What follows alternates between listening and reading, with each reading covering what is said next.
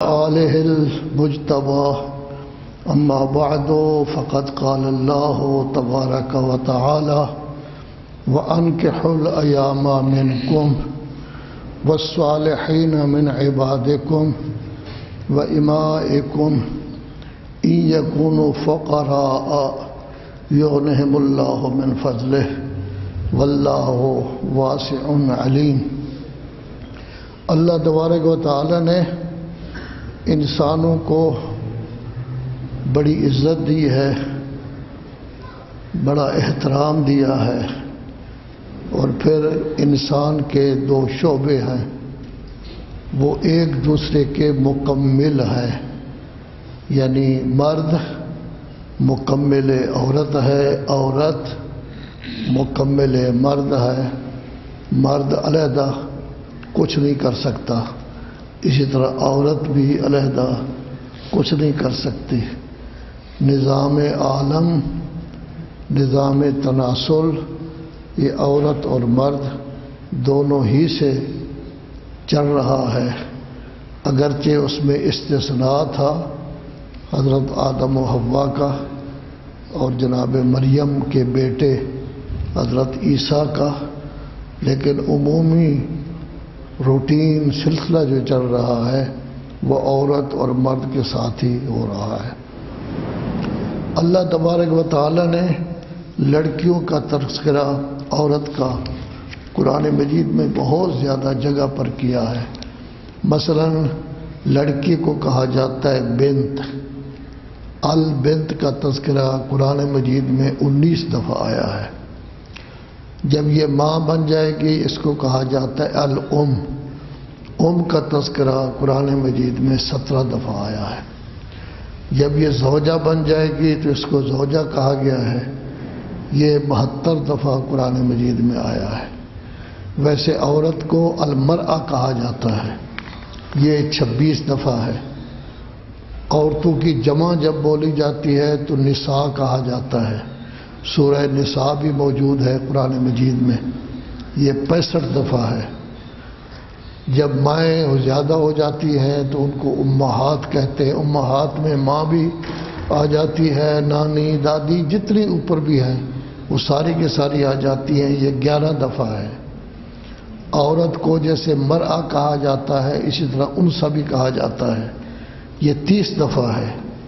عورت کو قرآن مجید نے صاحبہ بھی کہا ہے، شریک کار، شریک حیات، یہ 4 دفعہ ہے۔ عورت جب بہت بوڑھی ہو جائے تو اس کو عجوز کہا گیا ہے، یہ بھی 4 دفعہ ہے۔ ویسے عورت اور دوسرے خاندان کو ملا کے اہل بھی کہا جاتا ہے، عورت کو بھی اہل سے تعبیر کیا گیا ہے، یہ 42 دفعہ ہے۔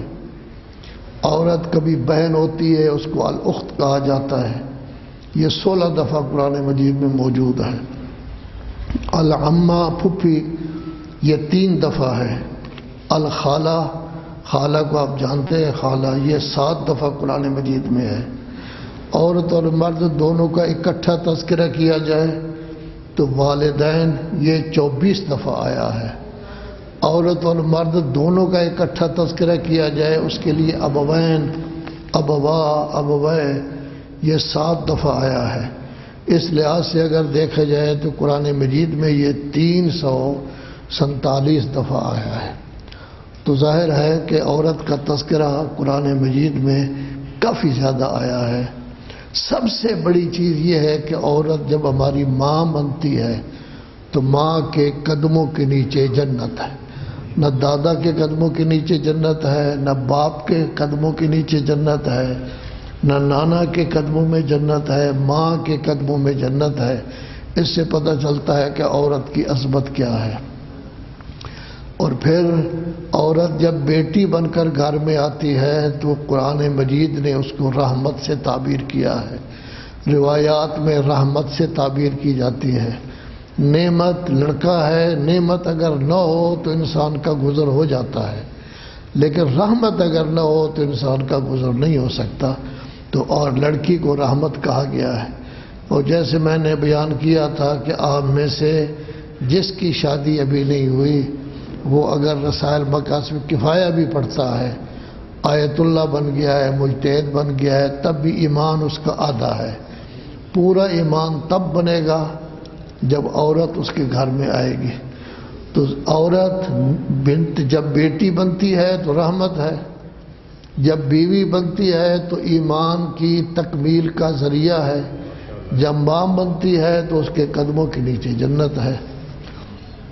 تو ظاہر ہے کہ اس سے پتہ چلتا ہے کہ عورت کی عظمت، عورت کا احترام بارگاہ رب العزت میں کافی زیادہ ہے۔ سب سے پہلی عورت جناب حوا بنی تھی، جن کے بارے میں اللہ تبارک و تعالیٰ فرما رہا ہے وَخَلَقَ مِنْهَا زَوْجَهَا۔ اس سے اللہ تبارک و تعالیٰ نے اس کی بیوی کو حوا کو پیدا کیا۔ منہا آیا ہے، منہا ظاہر ہے کہ مؤنث کی ضمیر حضرت آدم کی طرف تو نہیں جا سکتی، البتہ نفس واحدہ کی طرف جو ہے وہ جا سکتی ہے۔ تو یا بچی ہوئی مٹی سے پیدا ہوئی ہے یا اور اس طرح کی اس کی اپنی بچی ہوئی چیز سے عورت کو جو ہے وہ پیدا کیا گیا ہے۔ تو پہلی حوا تھی۔ اور یہ ذہن میں رہے کہ پورے قرآن مجید میں کسی ایک مقام پر حضرت حوا کا تذکرہ کر کے اللہ تبارک و تعالیٰ نے اس کو ڈانٹ نہیں پلائی، یہ کہا نہیں یہ آپ نے کیا کیا ہے، یہ آپ کو نہیں کرنا چاہیے تھا۔ حضرت آدم کو باقاعدہ تذکرہ کیا گیا ہے، کئی دفعہ آیات بھی میں نے پڑھی ہے۔ البتہ جب دونوں جو ہیں ساتھ تھے تو دونوں میں تذکرہ کیا گیا ہے۔ تو حضرت آدم مرد تھے، حضرت حوا عورت تھی۔ آج کل بھی مرد اور عورت میں چودھری کس کو سمجھا جاتا ہے؟ مرد کو سمجھا جاتا ہے۔ تو زیادہ تر گویا ان کو کہا جا رہا ہے کہ شیطان نے آپ کو پھسلا دیا، وہ خود کہہ رہے ہیں ہم نے ظلم کیا، ہم سے یہ کوتاہی ہو گئی۔ تو ظاہر ہے لیکن حضرت حوا کے بارے میں کسی ایک جگہ بھی نہیں کہا گیا کہ حضرت حوا میں یہ خامی پائی جاتی ہے یا اس نے یہ کیا ہے۔ اس کا بار بار تذکرہ اس لیے کیا جاتا ہے کہ تورات میں سارے امور حوا کی طرف ڈال دیے گئے ہیں، اور کہا گیا ہے کہ حضرت حوا ہی آدم کو کہتی تھی، بہکاتی تھی کہ یہ کرو وہ کرو، حالانکہ قرآن مجید نے اس کی تردید کی ہے، یہ کسی جگہ ایسا نہیں ہوا۔ دوسری عورت جس کا تذکرہ قرآن مجید میں بھی موجود ہے وہ زوجہ نوح ہے۔ زوجہ نوح ان بیویوں میں سے ہے کہ نوح صاحب نے کشتی بنائی، اللہ تبارک و تعالیٰ کے حکم سے اللہ نے فرمایا کہ میں خود بتاتا رہوں گا آپ کو اور آپ کشتی بناتے رہیں۔ تو ظاہر ہے کہ پہلے وہ یہ کام تو نہیں کرتے تھے۔ بِأَعْيُنِنَا وَوَحْيِنَا، ہماری آنکھوں کے سامنے اور ہماری وحی سے آپ کشتی بنائیں۔ لوگ ان کا مذاق اڑاتے تھے کہ عراق کی سرزمین، عراق کے ساتھ ہی یعنی یہ نجف کے ساتھ 3 میل کے فاصلے پر کوفہ ہے، کوفہ کے ساتھ ہی جگہ تھی جہاں یہ سب کچھ ہوا ہے۔ تو یہ کہا گیا کہ میرے سامنے بنائے، تو لوگ مذاق اڑاتے تھے کہ یہاں پانی ملتا نہیں، آپ کشتی بنا رہے ہیں۔ جہاں پانی نہ ہو تو وہاں کشتی کی کیا ضرورت ہے، کشتی نے تو دریا میں چلنا ہے۔ لیکن کیا ہوا، فارت تنور۔ کبھی آپ نجف اشرف تشریف لے جائیں، کوفہ میں جب جائیں گے تو وہاں باقاعدہ اب بھی وہ تنور جو ہے وہ جگہ موجود ہے کہ یہ تنور تھا جہاں سے پانی جو ہے وہ نکلا ہے۔ تو گویا کہ اس کا تذکرہ باقاعدہ موجود ہے، تنور سے پانی نکل رہا ہے، زمین سے پانی نکل رہا ہے، اوپر سے پانی آ رہا ہے۔ اتنا پانی ہو گیا کہ اب چل رہی ہے کشتی، لیکن اس میں 2 آدمی رہ گئے۔ حضرت نوح کی بیگم نے کہا میں آنے کے لیے تیار نہیں، اور حضرت نوح کا بیٹا اپنا بیٹا ہے، کبھی بیٹے بھی گمراہ ہو جاتے ہیں، وہ بھی نہ مانا، آنے کے لیے نہ مانا۔ البتہ بیٹے کو بتیرا سمجھایا انہوں نے، تو اس نے کہا نہیں میرے لیے کوئی مسئلہ نہیں، سآوی الی جبل یعصمنی من الماء، میں پہاڑ پر چڑھ جاؤں گا، وہ مجھے اس پانی سے محفوظ رکھے گا۔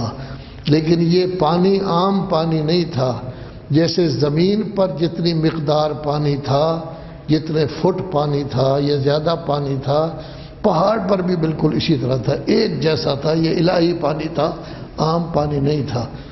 اور بتیرا کہا بارگاہ رب العزت میں یا اللہ میرا بیٹا میری اہل ہے، کہا گیا نہیں نہیں اس کا عمل غیر صالح ہے، یہ اہل نہیں۔ تو بیٹا بھی گمراہ ہو گیا، بیگم صاحبہ بھی گمراہ ہو گئی۔ زوجہ نوح کا تذکرہ 29ویں پارہ میں جہاں امہات المومنین کا پہلے تذکرہ کیا گیا ہے سورہ تحریم، اور اس کے آخر میں جو ہے حضرت مریم سے پہلے نوح اور لوط کی بیوی کا تذکرہ کیا گیا ہے۔ تو یہ زوجہ نوح اس نے ساتھ نہیں دیا۔ بیویوں میں سے، انبیاء کی بیویوں میں سے ایک زوجہ لوط تھی، جیسے میں نے ابھی ذکر کیا ہے۔ اس کا تذکرہ بھی 29ویں پارہ کے آخری صفحے پر موجود ہے۔ اس میں یہ کہا گیا ہے کہ حضرت نوح اور حضرت لوط کی زوجہ نے ساتھ نہیں دیا، ان دونوں نے خیانت کی، اور اللہ تبارک و تعالیٰ کا سخت ترین عذاب ان پر آئے گا۔ اب امرأۃ نوح و امرأۃ لوط کانتا، ان دونوں نے خیانت کی، لذا ان کو سزا ملے گی۔ ایک چیز ذہن میں رکھیں کہ اہل تشیع ذرا معاملات میں کافی سخت ہوتے ہیں، انتہا پسندی پائی جاتی ہے، تعصب پایا جاتا ہے۔ لعنت سے کم تو کوئی چیزیں نہیں نا ان کی، یہ چیزیں جو ہے نہیں ہونی چاہیے قاعدتاً، لیکن لعنت فوراً ان کے منہ پر ہے، ہر جگہ جو ہے وہ کہنے کے لیے تیار ہیں۔ تو جب یہ خیانت کار کہتے ہیں تو کبھی یہ نہ سمجھے معاذ اللہ یہ بدکار تھی۔ کبھی نبی کی بیوی بدکار نہیں ہو سکتی، اعتقاد غلط ہو سکتا ہے، بدکار کبھی نہیں ہو سکتی، چونکہ بدکار عورت کو اپنے پاس رکھنا ٹھیک نہیں ہے۔ اگر رکھتا بھی ہے آدمی اپنی مجبوری کی وجہ سے تو کام غلط ہے، جائز قرار دیا گیا ہے، لیکن کوئی نبی بدکار بیوی کو اپنے پاس نہیں رکھ سکتا۔ لذا ان کے اعتقادات غلط ہو سکتے ہیں، لیکن یہ کبھی نہ خیال کریں کہ وہ بدکار ہیں یا اس طرح ہیں۔ تو حضرت لوط کی بیوی بھی جب کوئی آدمی جاتا حضرت لوط کا پوچھتا تو وہ یہ کہتی تھی اس پاگل کے پیچھے کیوں لگے ہوئے ہو، اس میں کیا ہے، کچھ بھی نہیں ہے۔ تو بہرحال یہ زوجہ نوح بھی گڑبڑ تھی اور زوجہ لوط جو ہے یہ بھی گڑبڑ تھی، لیکن حوا میں کسی قسم کا کوئی عیب نہیں تھا۔ اسی طرح جو ہے زوجہ ابراہیم دو بیویاں تھیں ان کی۔ پہلے سارا بیوی تھی ان کی، ان سے کوئی اولاد وغیرہ نہیں ہوئی تھی۔ پھر ایک کنیز کو آزاد کر کے انہوں نے شادی کی جو انہیں تحفے کے طور پر ملی تھی، جس کا نام ہاجرہ ہے۔ سب سے زیادہ عظمت جناب ہاجرہ کی ہے، اور جناب ہاجرہ ہی وہ ہے کہ جن کے بیٹے کو ذبح کرنے کے لیے وہ لے کر گئے تھے۔ سورہ صافات 23ویں پارے میں پورا واقعہ اس کا موجود ہے۔ تو جب ذبح کیا باقاعدہ چھری لے کر گئے تھے، چھری ان کے گردن پر چلائی تو آواز آئی کہ نادیناہ یا ابراہیم قد صدقت الرؤیا، ہم نے پکار کر کہا، اللہ فرما رہا ہے اے ابراہیم آپ نے اپنے اس کو سچ کر دکھایا ہے۔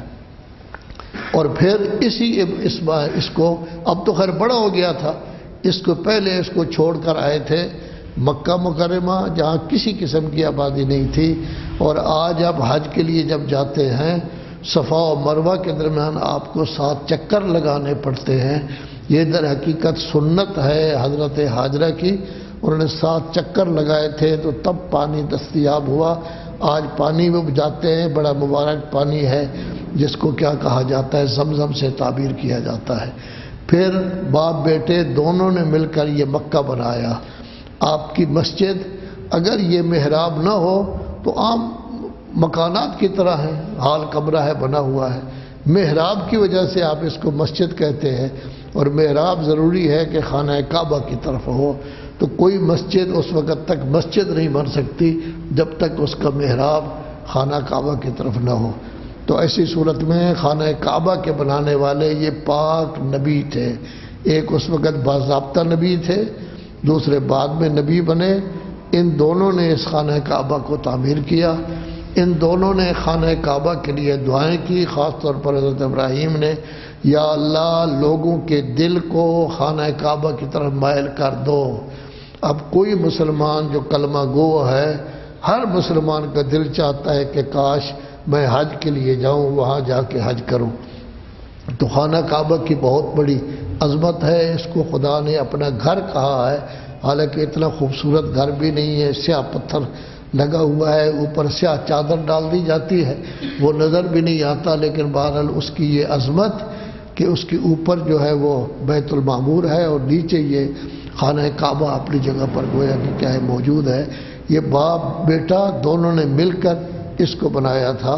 اور اس میں تیسرا دخل حضرت ہاجرہ کا ہے کہ ان کی وجہ سے زمزم بھی نکل آیا، ان کی وجہ سے یہ علاقہ آباد بھی ہو گیا، پانی کی وجہ سے پرندوں نے آنا شروع کیا، پھر دوسرے آمد و رفت شروع ہوئی، کسی کو پتہ چلا پرندے فلاں جگہ اتر رہے ہیں، وہ آئے تو دیکھا پانی ہے، پھر وہاں مکانات بننے شروع ہو گئے، قبیلہ بنی جرہم آیا، دوسرے آئے، آج وہ مکہ آباد ہے۔ اور حضرت ابراہیم نے دعا کی تھی یا اللہ لوگوں کے دلوں کو اس کی طرف مائل کر دے، دعا کی تھی یا اللہ ہر قسم کا پھل اس میں موجود ہونا چاہیے، خود کچھ نہیں پیدا ہوتا مکہ میں لیکن ہر قسم کا پھل موجود ہوتا ہے، جو پھل آپ کے ملک میں نہیں ہوتے وہاں جس وقت آپ جائیں، حالانکہ آپ کا ملک آباد ہے، سرسبز ہے، شاداب ہے، تو ایسے ایسے پھل ہوتے ہیں جو آپ نے دیکھے نہیں ہوگے، کوئی افریقہ سے ہے، کوئی کسی جگہ سے ہے، کوئی کسی جگہ سے ہے، ہر قسم کے پھل وہاں موجود۔ تو یہاں حضرت ابراہیم نے بہت بڑا کام کیا، حضرت اسماعیل نے کام کیا، لیکن ابراہیم کی زوجہ ہاجرہ کا بھی دخل ہے اور اسماعیل کی ماں ہاجرہ کا بھی اس میں دخل ہے۔ صفا و مروہ یہ نشانیاں ہیں حضرت ہاجرہ کی، جن کے لیے ہم جاتے ہیں اور جا کے ہم باقاعدہ ان کا طواف کرتے ہیں۔ اسی طرح زوجات میں سے ایک زوجہ حضرت یوسف کی زوجہ کا تذکرہ نہیں، لیکن حضرت یوسف کے لیے پورا قرآن مجید میں ایک سورت موجود ہے، یہ سورت کا نام ہے سورہ یوسف۔ یہ حضرت یوسف جس گھر میں جا کے رہے تھے وہ عورت ان پر عاشق ہو گئی، بڑا تفصیل سے یہ واقعہ موجود ہے، اور ظاہر ہے کہ آپ کہیں کہ یہ واقعہ قرآن مجید نے کیوں بیان کیا ہے، لیکن اس سورت کو کہا گیا احسن القصص، کہ جتنے قصے پوری دنیا میں چلے جاتے ہیں چل رہے ہیں ان تمام سے سب سے بہترین یہی قصہ ہے کہ جس میں انسان یہ سمجھتا ہے بھائیوں نے کیا کیا، والد کا کیا سلسلہ تھا، اس عورت نے کیا کیا، کس طرح وہ قید رہے، کس طرح ان کا تذکرہ ہوا، کس طرح بادشاہ وقت نے ان کو اپنا وزیر خزانہ بنایا، کس طرح وہ بادشاہ بنے۔ تو گویا کہ ایک بچہ جس کو کنویں میں ڈال کر آئے تھے کہ یہ مر بھر جائے گا، لیکن خداوند عالم نے اپنی کرامت، اپنی طاقت، اپنی قوت سے اس طرح کیا کہ وہ بادشاہ بن گیا، اور جو بھائی گڑبڑ کر رہے تھے وہ سارے کے سارے ان سے اناج مانگنے گئے کہ گندم نہیں ہے، کھانے کے لیے کچھ نہیں، ہم بھوکے بیٹھے ہوئے ہیں، ہمارے لیے کوئی انتظام ہونا چاہیے۔ وصلی اللہ علیہ وسلم